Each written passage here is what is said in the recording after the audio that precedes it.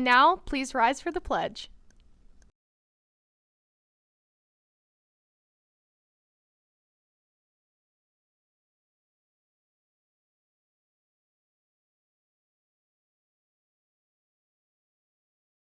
Good morning, Bulldogs. I'm Blake. And I'm Jalen. Happy National Mario Day. It's me, Mario! The lunch menu choices for today are fish sticks, cheeseburgers, hot dogs, cold sandwiches, and salad entree. Attention juniors, if you're interested in a York Tech or Hack program for next year, you must get an application from Mrs. Meese in room 131 or the library. If the deadline to submit applications is Wednesday, March 15th. Spots fill quickly, so if you are planning to take advantage of one of these opportunities, make sure you submit your application to Mrs. Meese by this Wednesday.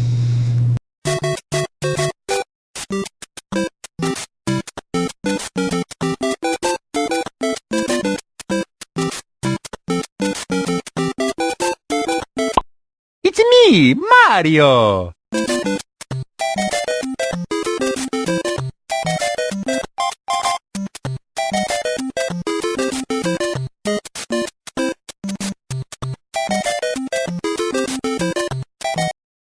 Happy Friday, Bulldogs. This is your weekly care awards for our faculty and staff. Our nominations are Mr. Janicek, Mr. Rafferty, Mrs. Backus, Mr. Hoke, Mr. Hoffman, Mr. Clutter, Mr. Molino, Mrs. Gano, Mrs. Marino, Mrs. Kiefer, Mrs. Freed, Ms. Mock, and Mrs. Hunter. And the winner for this week is Mrs. Gano. Congratulations, Mrs. Gano.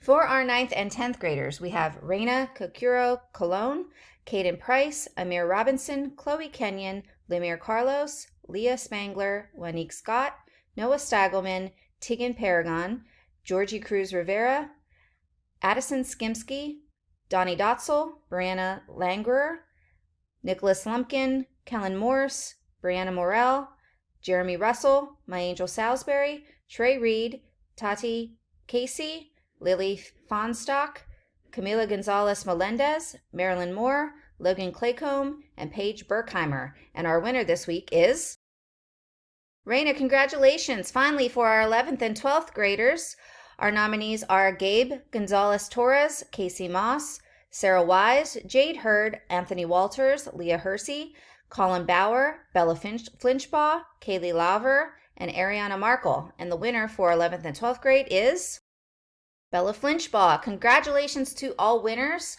Please come down to the library for your prize. And remember, you are awesome because you care. Have a great weekend, Bulldogs.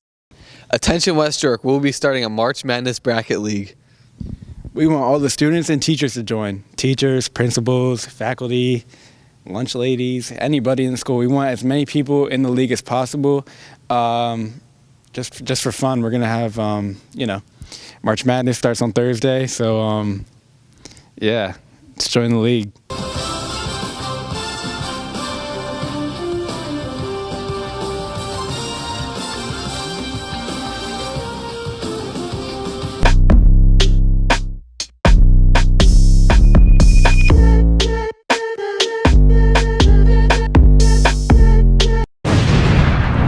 Welcome back to Tate's Takeaways. Now, obviously, in the last few weeks, it's been apparent that in this building, we've created kind of a rivalry between the cities of Pittsburgh and Philadelphia. Now, admittedly, that wouldn't have been possible without Tate's Takeaways. However, it wouldn't have been possible without the people who support Philadelphia. You know, a city that has 4 major sporting teams that have 11 championships, rather than a city that only has 3 but still has a total of 16. I mean, you're not counting the USFL Pittsburgh Maulers in that?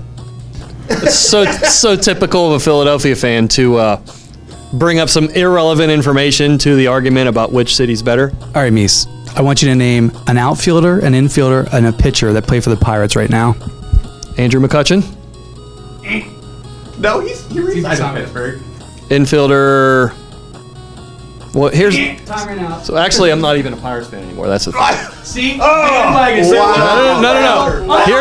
No. Here's why I'm not. Like the Arizona Diamondbacks. See, I gave up on the Pittsburgh Pirates when Bob Nutting traded Andrew McCutchen for a bucket of used baseballs.